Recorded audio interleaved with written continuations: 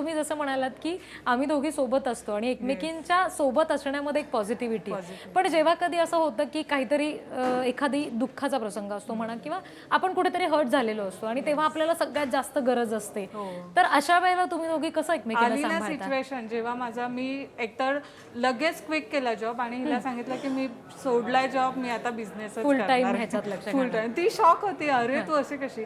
आणि तेव्हा ती प्रेग्नेंट होती, ती दुबईला होती. ओके. सो तिला डिफिकल्ट होतं ट्रॅव्हल करणं, कारण तिचा 9वा महिना चालू होता. आणि मी शॉप घेतलेलं, शॉप रेंटवरच आहे माझा, पण ते शॉप घेऊन ते बनवणं, तयार करणं, आणि ही माझ्यासाठी फर्स्ट आता गोरेगावमध्ये हे shop आहे. येस, माझा गोरेगावला शॉप आहे. ओके. तर शॉप घेतला आणि ही नाहीये, so it's very difficult for me की मी आता काय करू, एवढ्या सगळ्या गोष्टी करणं पॉसिबल नाहीये असं आता नाही. कसं हँडल होतं शॉप आणि ऑनलाईन वेबसाईट ह्याच्यात तुम्ही विभागून घेतलंय म्हणजे काय? येस, म्हणजे मी इथं ऑफलाईनच असते, माझं शॉप आणि एक्झिबिशन मी करते, आणि शी इज डुईंग ऑनलाईन आणि ओके. जे पण इन्स्टा हँडल किंवा सोशल मीडिया पूर्ण ती हँडल करते.